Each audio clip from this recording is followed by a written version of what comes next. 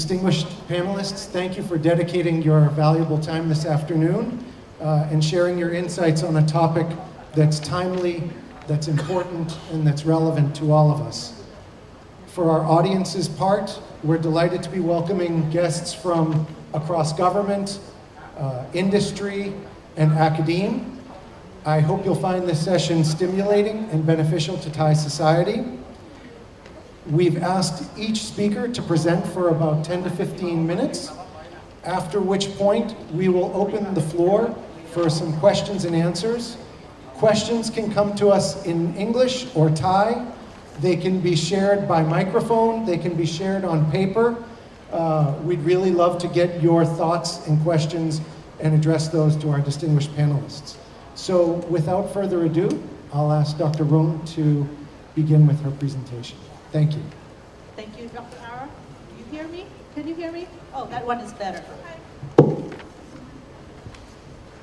Let's go with the mic that works. So to keep you awake, at least the mic would be important in that. All right. Well, thank you everyone for joining us today, and thank you Kenan Institute for having me today. I'm an economist by training, so I'm going to share with you all the perspectives from an economist's point of view, and in particular, why I think aging is a very big headwind for Thailand. And it could be an even larger headwind when we think of it in connection with technological disruption. I know a lot of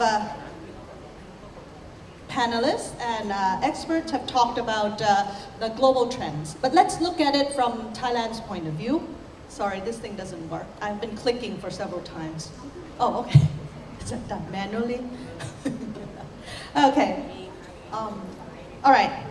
What I always say in Thai, okay, let me try my Thai, since Thai constitute about 90% of those here. I always say, we แก่ก่อนรวย แก่เร็ว แก่นาน which translate to, we're old before we're rich, we're getting old very fast, and also we're getting old for a long period of time because we live much longer. So these are the statistics that I bring to your attention. The first one, which is labeled number 1, you can see various countries when they entered aging society. You can see that we're at the bottom. We entered aging society in, let's say, in the year 2000s plus, but look at our income when we enter it.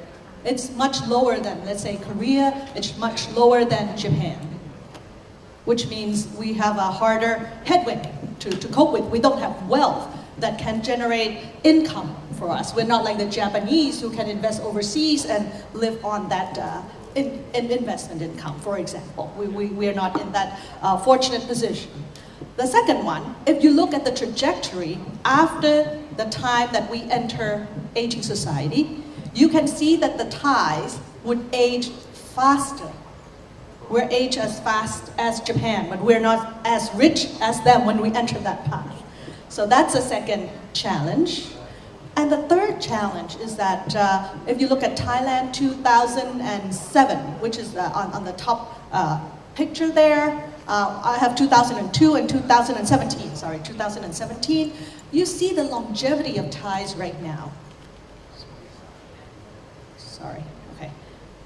We're getting, that is 75 years sort of life expectancy, but I understand that we're getting beyond that. And especially for female, we're probably at, what, 85 or something like that? Okay.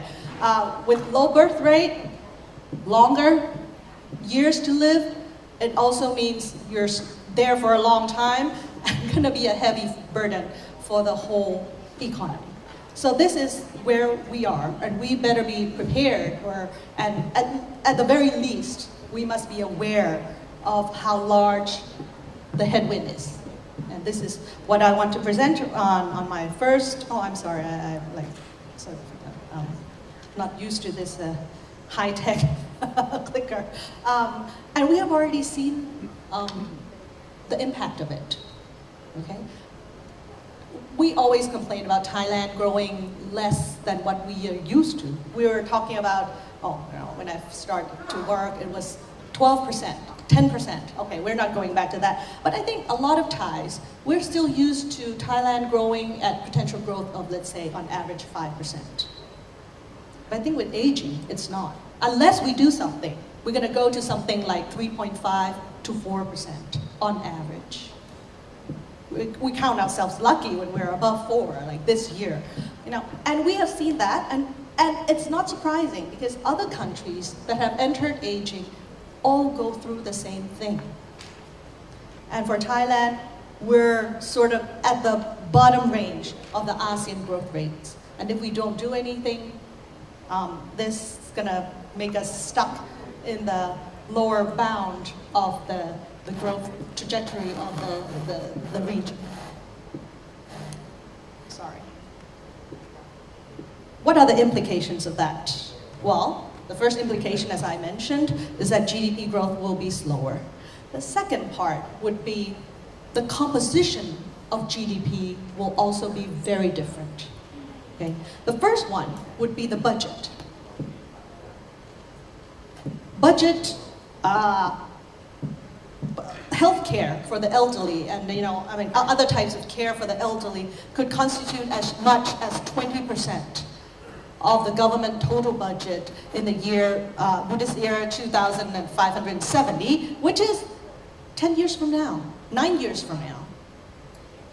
What does that mean? That means there's going to be less money left for other things like infrastructure investment. So my personal view is that what we're seeing right now with the government trying to push the infrastructure investment, it might be one of the last big waves for a long time, given that they're going to be faced with a lot of burden in sustaining an aged population. Okay? But it doesn't mean that life will be dismal for everyone, because there will be opportunities opening up for some business also. But as an economy as a whole, it will be that way. Okay, the second one, I'm going to skip to this picture. Exports. Thailand have always relied on manufacturing exports mainly. Of late, we have service exports in the form of tourism. But at least manufacturing exports will be diminished as a percentage of GDP. And that's because we attract definitely less FDIs coming in. The graph here shows that since we have aged, the direction of FDIs, first of all, you see that what used to come in as a percentage of GDP, which is the red line, is sort of like, going down. And Thai's investment abroad has been picking up. That is no surprise. You don't have as much labor to entertain the manufacturing sector, and firms would have to look outward. So global strategy would be more important for a lot of firms, and I think that's one theme that we have been seeing, and no surprise, I think general, it's probably true for everybody, but when you're in an aging economy, that is even more true. So that will happen. Now, then we have consumption. What's going to happen to consumption? I think in general, okay, let me go to this picture first. In general, in an older society, you often wonder whether oldies consume more or less. I think this morning, Dr. Frias showed us a picture where in the US and in Japan, oldies consume more. Well, it's true for US and Japan, Sweden, Australia, but it's not true for Thailand. And the left-hand pictures trying to illustrate that. That depends in part to subsidy. Are the oldies receiving a lot of government subsidies? If they are, of course, they're going to maintain a higher level of consumption compared to before. Okay, this is a picture of compared to people who are not in their old age. So you're trying to compare whether consumption drops when you are sort of retired, for example. We also see that in countries that perhaps there's better investment opportunities or or job opportunities for oldies. Oldies would be able to maintain the level of consumption better. But in Thailand, in general, old age people consume less than what they used to, or household of similar socioeconomic sort of profile, except for household leaders' age, for example. Okay, and then we have some statistics to share with you in Thailand. Where did they get the money to consume?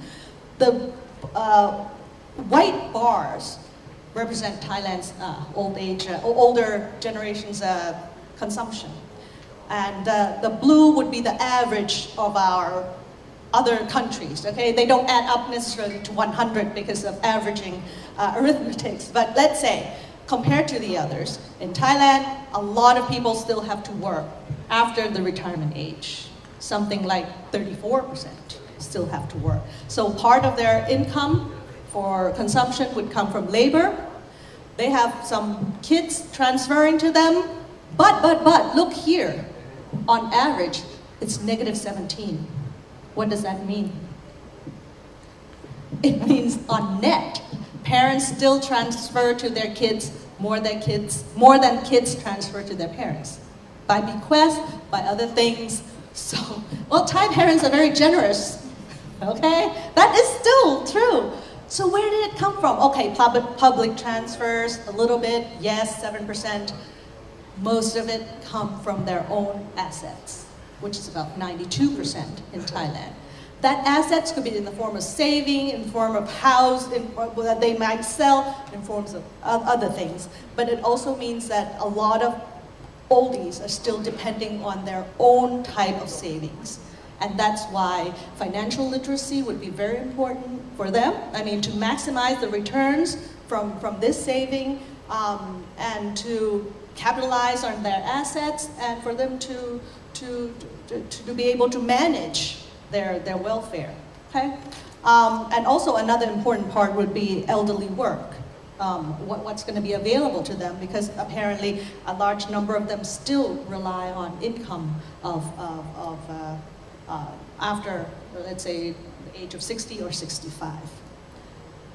Okay, so besides that, I think we all know that older people tend to consume more of the service in the economy. So in general, the higher percentage of elderly population in a country would also suggest higher share of the service sector in a country. And that is also true in Thailand. As we age, we also see a larger share of service. The sad part about Thailand's service sector is that we're still stuck in a lot of low productivity industries or activities, low productivity activities, and a lot of it is just trade or whatever, rather than the higher end, like financial sector or, I don't know, insurance or whatever, okay? So it also suggests that, and in general, our service sector is less productive in terms of generating income than the manufacturing sector. And that's account for part of the reason why we're slowing down, okay?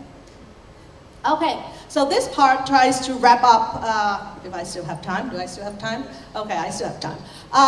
What are the macro implications that we're gonna see? First, we're gonna see the share of the budget going into elderly care, and it will diminish resources for other important growth driving engines, okay? We'll see the elderly trying to, it's more important for them to manage their assets, and securitizations and stuff like that will be very important for this economy going forward. We'll also see that the dominance of manufacturing will probably go down, while the dominance of the service sector will probably go up. For business, obviously, there are going to be sunsets and sunrise industries. The sunrises would be, a lot of them will be related to the businesses related to the elderly population. And I think, from my point of view, I come from the banking industry, what is very important is lifetime financial advisory. Not financial advisory, I mean the key word here is lifetime. Thais, I think we have been hit with a lot of unexpected factors. We live longer than what we used to think we would live. Who knows, maybe I'll live to 100, right? I mean, we didn't save enough. I mean, that's a matter of fact. But I think part of the fact that we say we're not enough is because the returns to savings has gone down. Over the past 10 years, interest rate worldwide has gone down. And I mean, for older people who might be looking for risk-free assets or whatever, I mean, the returns on their investment savings were very, very low. I mean, unexpectedly low. And I think there's also a differentiation between assets. People might have assets, but I think a lot of oldies I know, my relatives, I think they're troubled by the fact that they may have assets, but they don't have liquidity. They don't have cash to spend on a monthly basis, or else they'll have to sell land, they'll have to sell their home, or whatever. Converting those assets into liquidity for monthly payment or whatever use would be very important for them as well. So these are opportunities for people. And it's not just opportunities. I think it's just something that we as an economy, we as a society would have to make sure that the elderly population understand, are prepared, and we also assist them in managing their assets. In terms of skills retraining and job matching, I think that's going to be a huge part going forward. And I did mention that another part that is going to make things more complicated is the adoption of digital or automation or whatever. It's a progress, it's a technical progress that we cannot undo. It will come. It's economically makes sense. But it also means that a number of people in society will be marginalized because they cannot adapt. And automation, digital economy or whatever, would replace the skills that they used to have and be productive. And I think the part that's going to be hit one of the most would be the elderly population who still need to work. They need retraining. How? We're going to go back and send them to do coding or whatever? So it also has policy implications. Like, what are we going to do so that these people are not marginalized? Okay, so I just want to leave, I still have some more slides, but I think I want to leave it at that, I think there are many things we need to think about. We need to think about how to make the elderly population live in a comfortable manner, and if some of them may fall through the system or whatever that's available, how do we help them?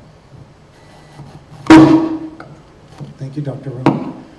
Kuntira. Okay, it's my turn. Okay, let's show up my presentation.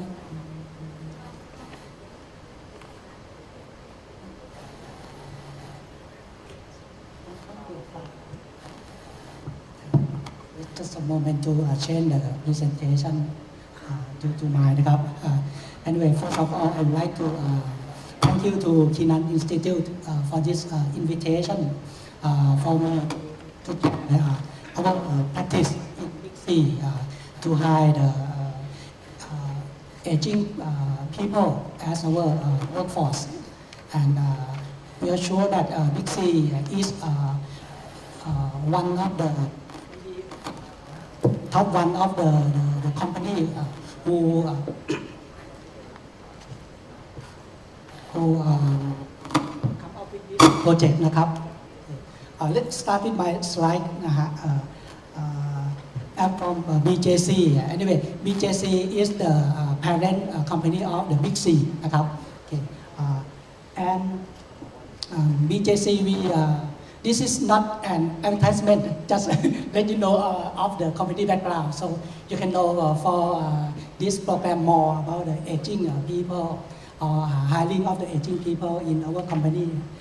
BJC, we have a lot of company and with diversification of the business across CMLV นะครับ We hire nearly about 50 40,000 employee นะครับ across CMLV in Thailand we hire about 40,000 นะครับ employee so we have a footprint in Cambodia Vietnam Laos and Burma or Myanmar sorry นะครับ in Big C นะครับ the next one will be นะฮะ in Big C we have a lot of format in retail business this will show you about the number of the store in each format นะครับ so for the hypermarket and extra and the market we have more than 140 store นะครับ in Pier also it is shop in shop in the hypermarket and also mini Big C we have now 636 store in Thailand including the big online business or online shopping and our company we have the slogan as ห้างคนไทยหัวใจคือลูกค้านะครับ or Thai retailer customer at heart so this slogan make us to have this program ครับ the next slide will show you that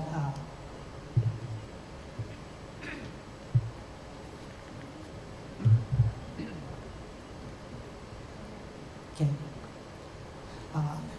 before going to the next slide just link to my career I am as a HR and we have to have this belief under the HR implementation and surely that one of our belief is about the diversity we have HR as a people champion in organization we have to promote the diversity concept in our organization because as some people say that in the organization we have to have more than 2 generations in the organization if you have more than 2 to be 3 or even 4 generations in the organization that will promote the creativity or innovation that will make the company sustainable growth so that's why HR have to promote this concept about the diversity and it make the project of big brother big power in Big C นะครับ so called in Thai as พี่ใหญ่ไฟแรงนะครับพี่ใหญ่ไฟแรง big brother big power นะครับพี่ใหญ่ไฟแรง this project we will hire the after retirement age after 60 years old to be our employee นะครับ I saw someone wake up นะครับ maybe they want to apply into this project waiting a bit when reaching 60 please come นะครับ not now somebody not reaching the 60 นะครับ and as you know that in retail business right now seeming like we face with the perfect storm นะครับ we have high competition in retail you can know that a lot of change in retail business via the disruptive technology we see the first wave disruptive from banking you can see already and the retail business the next one นะครับ so we face this perfect storm from the competition in retail business the next one is the disruptive technology นะครับ the smartphone by now got the 4G already the coming next will be 5G นะครับ so it means all of the thing IoT Internet of Things will be very true on your smart mobile phone นะครับ so that the second one of the perfect storm and the last one yes surely that we have the changing in demographic population and aging society that's why we are in retail business how to live with นะครับ how to live with mean we are not see them as a customer but see them as people in the country in the society นะครับ and we have our core value that CDSH นะครับ C stand for customer at heart D drive change S stand for strive for excellence and H for happy workplace and how to promote the first one customer at heart and to face with the perfect storm นะครับ we have to turn something like turn the threat to be the opportunity, and also turn the storm to be a lane for the crop นะครับ to grow it นะครับ that means we have to live with the aging people in the society. That's why we come up with this thought นะครับ thought it is community at heart นะครับ community at heart. That's why how to live with the community. One thing that okay we provide the facility for the elder people to come and shop in our shop, but how to make them familiarize with our staff. That means we have to hire the aging people as our staff นะครับ to be the friend of them to be the friend of them, and also นะครับ as a CSR นะครับ corporate social responsibility, we have to help the aging people to have the financial freedom also. After they retire already, they have no income. How to make them still have the income to reach the basic four of life นะครับ like food, like housing, like medicine, yes, and the clothes นะครับ clothes. That is basic four. How to make them reach this basic four นะครับ That's why we use this program นะครับ Big Brother Big Power to hire the aging people as our staff นะครับ our staff. And it's quite fun that we have by now about nearly 50 employee of the aging employee already นะครับ in the store across country. Their parents นะครับ come to see them in the store working นะครับ very fun come to see like to cheer their parents, their mom to work in our store นะครับ so it's quite fun sometimes นะครับ to have this aging employee in the store นะครับ and we are proud of to have them นะครับ so this is like a concept of CSR, and we promote the belief of community at heart นะครับ so as to promote our core value customer at heart too ครับ now we hire about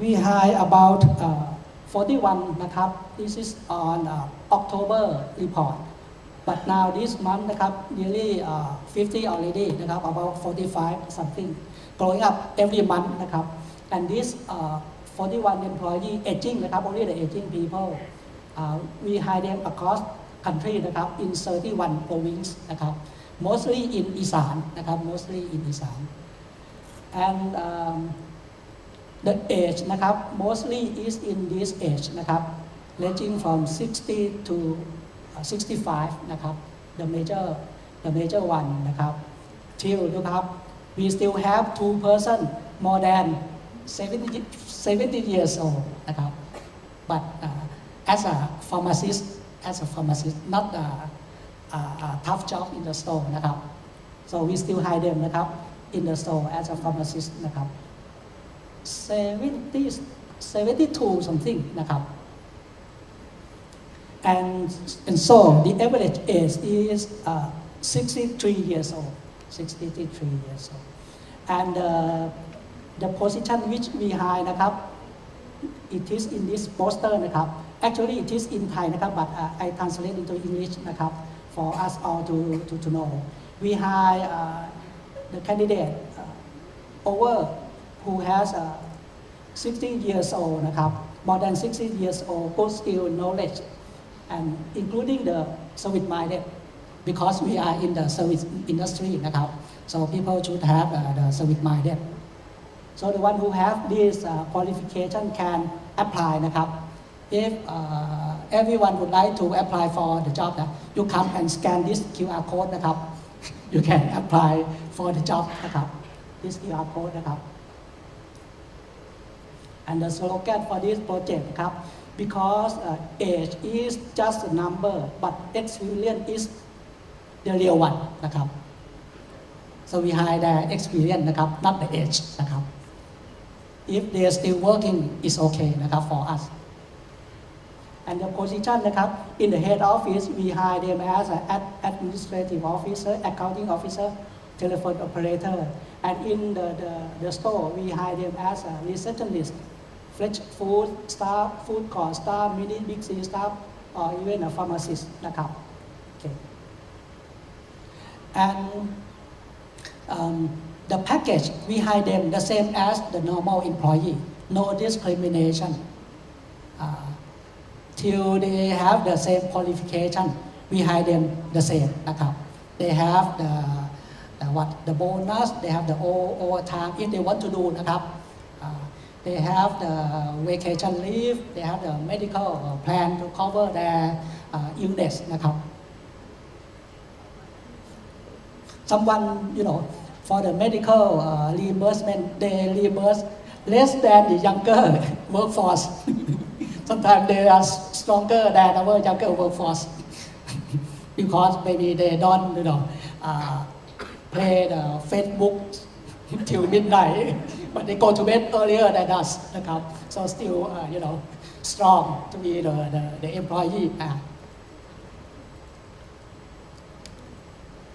The next one will show you about their education background นะครับ okay mostly is in the bachelor degree นะครับ but some are in the elementary school นะครับ still apply for the job in us นะครับ and the position now they work are in this graph นะครับ mostly are in the delica fresh food butchery or the bakery section นะครับ section I have 1 minute left นะครับ and the last one นะครับ the last one it will show the picture of the aging staff นะครับ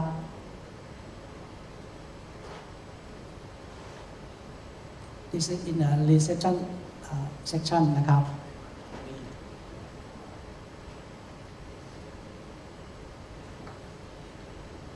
the pharmacist นะครับ 72 years old นะครับ 72 years old นะครับ in the delica section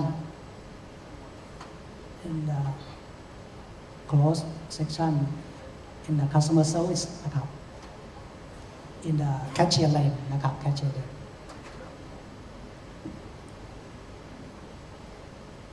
they have the same training as us นะครับ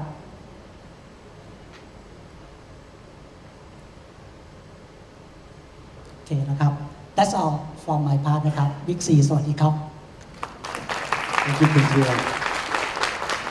Control to you, please. Okay. First of all, thank you very much for Kenan to invite me to having a session today. Unfortunately, I don't get any presentation, so you have to, stay with me in my conversation. I would like to split my presentation into two parts. First of all, as an academic thing, as Mr. Ara has mentioned that my background is actual science. So I've been dealing with the statistics about the populations, about the longevities of the people, and get long well known that the problems, not the problem. Because this morning I listened to one of our guest speakers talking about to change the paradigms in terms of the paradigm shift from the silver tsunami to some kind of celebration. I like that. I like that positive approach. So in terms of actuaries, we learn about the statistic that the aging is coming to attack us at some certain time, and that is really something that in terms of the actual science and actuaries has been long working for. With the statistic that coming, so we can see that every years pass by from now, our longevity in average will grow at least 4 months, 3 to 4 months. So that means now if some of our friends who is 60 years old right now has been forecast to live until 85, as Dr. Rung has mentioned. So the next 60 years old people in the next 5 years will have the longevity to live until 87. So it has been increased year by year with the speed of increasing. For now, we still see that the increasing speed of the life expectancy is not that much, but with the coming of the technologies in terms of the health, to live longer is, it will be very easy. So we expect that the longevity of the people will extend even more faster.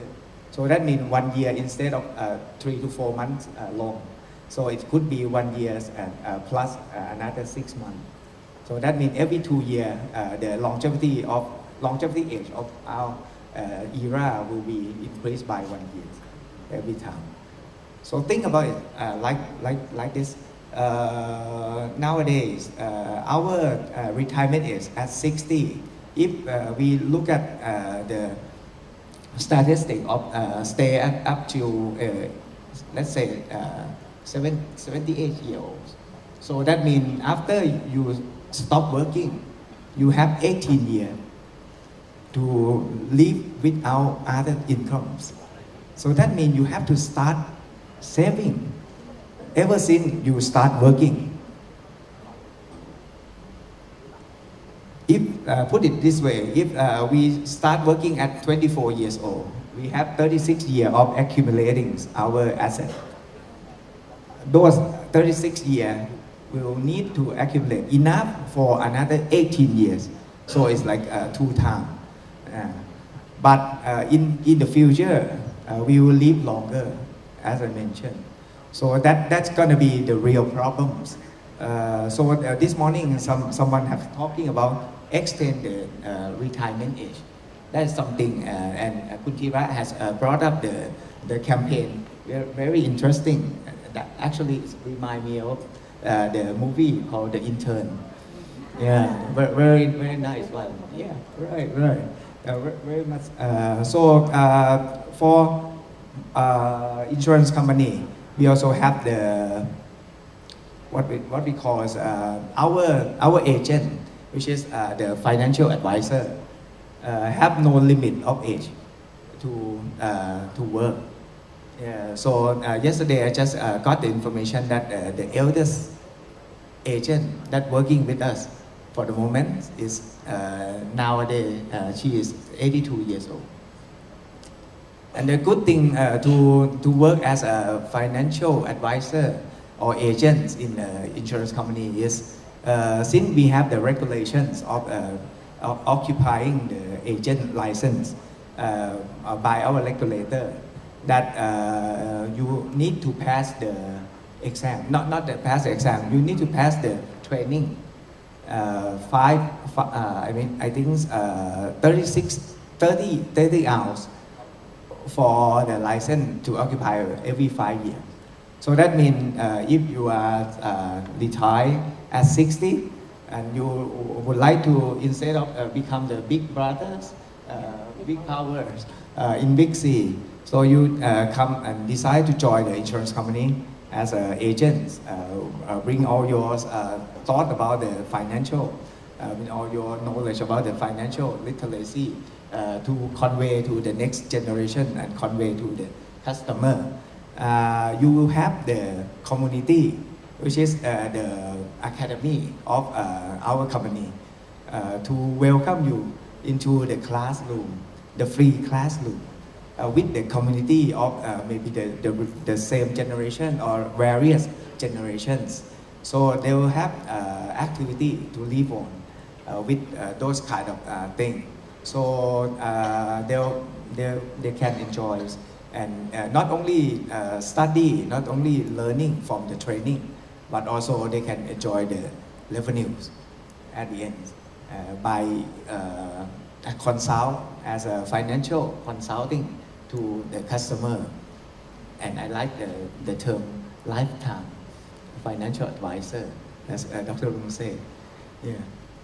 So those kind of thing is something that Mong Thai, in terms of the provider of insurance, that we can offer to the age society for the moment. Besides that, if I work lead you to the other side of the story, which is in terms of the protections and the product that we sell to the country. So you will see the booth of Mong Thai Life all the way there. We have the insurance products, which is we are the one of the company that extend our eligible age of participate into the policy. For now, it extended up to 80 years old. So even before, it's like 60, 65 years old, you're all gone. No company will underwrite you into the customer. So you live without protections. You have to manage your own protections in terms of the healthcare costs and all the things. But nowadays we manage with the technology and the information from a reinsurance company that come to help us to extend our products to be able to tackle and serve the industry and also the customer up to 80 years old for the beginning, and in fact it can extend up to 85 years old till the end.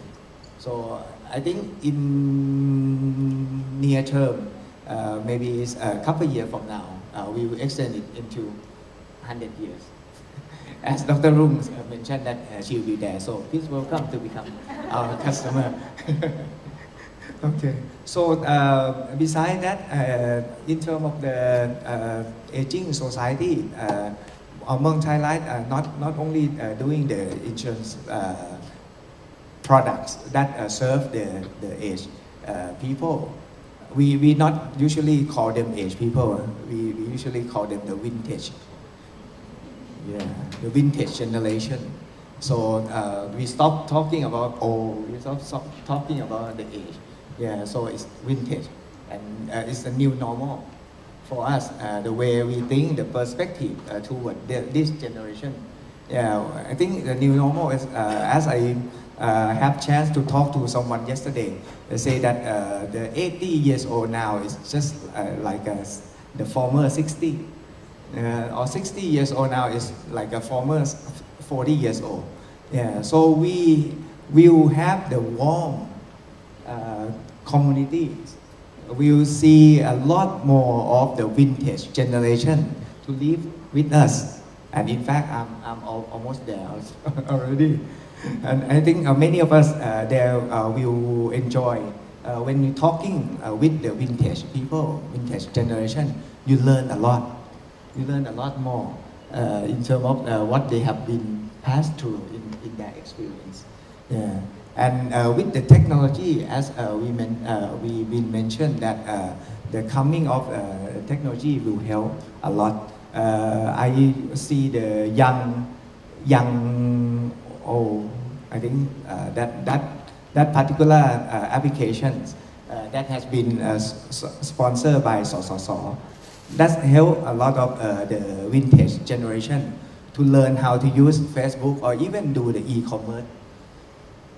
And that is something that Mong Thai Life also try to have those kind of synergy together with all sorts of the startup company, yeah, to do the things. So I'm really, to conclude my presentation, I'm really looking forward positively to work with the vintage person to extend their working life and have them live happily ever after. Thank you. Thank you all for sharing your perspectives. I'd like to see if there are any questions from our audience to our distinguished panelists. As I said, you can be brave and we'll pass a microphone. Or if you'd like to pass questions by paper, we can do that as well.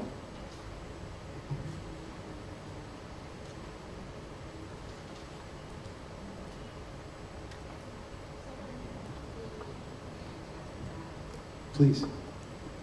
Thank you very much for your excellent presentation. My question will go to Kun Thira from Big C. As far as I know, the retirement age from your company for the sales person is around 55, right?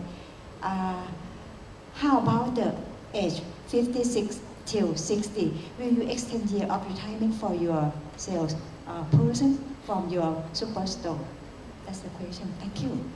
ครับ thank you ครับ actually in Big C we have two kind of retirement age ครับ 55 and 60 55 and 60 they can choose see very flexible they can choose and the one who retire 60 already that means they can apply with this scheme also but all of the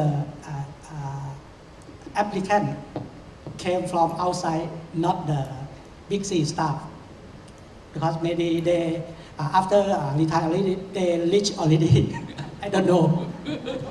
นะครับ but from outside ครับ from outside across country in 31 province ครับ that answer your question. Okay, thank you ครับ I think we have a question from the floor that's written. Okay. The question is to Pramod. What do you think can be done to encourage savings for retirement among younger generations? Okay, so I think this lead to the financial literacy. In fact, to alert them that like as we mentioned earlier, that the year passed by, the age of longevity is keep extending, and if nothing else, just lead them to the story that if nothing else has been done in terms of the extended the retirement age or whatever, so that means they have to start saving as soon as they can, yeah, to make them realize those kind of things, yeah. And I would just like to add to that a little bit in the sense that I think the younger generation is actually the generation that's going to be faced with technological disruption and the impact of it a lot. In the sense that right now, as, there's a recent study by my bank that says that maybe when we retire right now, 50% of our income is actually for the service, for the knowledge, wisdom, that we have accumulated over, let's say, 30 years or 35 years. Half our income would be that. But for the millennials, for example, those in the, let's say, 25 to 40, they could be very well replaced by technology. I'm not trying to say that they'll run out of jobs. No, they'll probably be hired. And since we're aging, that means that our population is shrinking, the working population is shrinking, but it means that their income would not grow as fast. And the experience part might not be as appreciated as in, let's say, our generation, those who are sitting here. So half of your income may not be realized. And they better know that as part of financial literacy as well. So I'm going to use moderator privilege to ask one last question, if I can, Dr. Rung, to you. Thailand still has a large share of the workforce in agriculture, and those individuals living in rural areas. What do you feel can be done to help these people, especially in an aging economy, to adjust to these economic and social changes? Well, I think a lot of our rural population are aged and very aged also. I think the younger generation, let's say the midlife generation, has probably moved into manufacturing or service sector already. Obviously, I mean, things like productivity enhancement would help everyone. But I think it was Kunpiyabut's point that, however, having said that, I think the burden of adjustment might still remain with those most vulnerable, which is still in the agricultural sector. It probably, for me, I think we also might need some government consideration to help them as well. I mean, I think everyone should adjust, but if they really cannot adjust, we would need to help. And I think, I'm not sure I have a better answer to that, but maybe others can share. You can go to Big C and get more, I suppose. No, but you know what? I think it's most welcoming to see the private sector starting initiatives that help, because I think we cannot overcome this headwind by just the government sector alone. It has to be everyone's helping, giving a lending hand, and I think it's great that we see a lot of firms doing that. And I appreciate the macroeconomic perspective that you provide to make us alert and aware of these changes that are coming, and also for sharing the innovative services that your organizations have brought to the marketplace to assist seniors.